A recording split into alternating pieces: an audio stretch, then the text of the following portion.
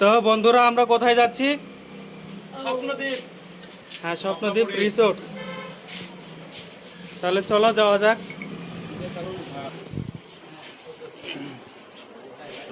আমরা ঢুকে গেলাম স্বপ্নদ্বীপ রিসোর্টে। ওয়াও, বাহ, যেরকম ভাবছিলাম তার থেকে অনেক সুন্দর। জি ভাই, জি।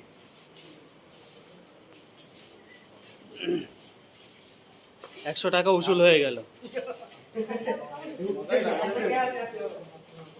না, 100 টাকা উসুল হয়ে গেছে। খুবই সুন্দর জায়গা, সত্যিই স্বপ্নদ্বীপ রিসোর্ট। এটা হচ্ছে ঈশ্বরদ্বীপ আপনাদের। এই চাল দাও, চাল দাও।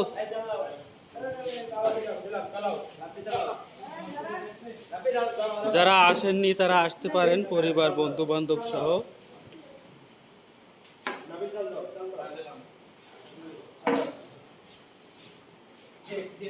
খুব সুন্দর লোকেশন, আসলে মন ভালো করার মতো একটা লোকেশন। এই কিছুটা ইয়ের মতো তো, সাফিনা পার্কের মতো না?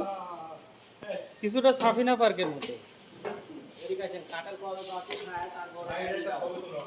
আচ্ছা দেখি, আমার সাদ ভাই কাঁঠাল হাত।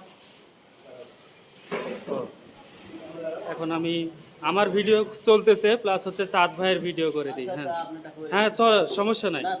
আরে লেন না আপনি। চলুন তাহলে আমরা আরো সামনের দিকে আগাই, দেখি এই রিসোর্টে আর কি কি আছে, দেখতে থাকি এবং আপনাদের দেখাইতে থাকি।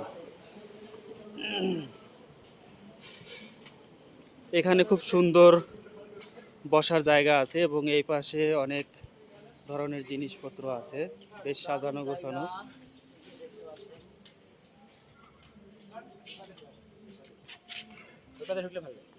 ওদিক দিয়ে, এই যে এদিক দিয়ে যাওয়া যাবে, এই যে রাস্তা। এদিক দিয়ে আছে জায়গা। ও, রিসোর্টটা তো অনেক বড়ই।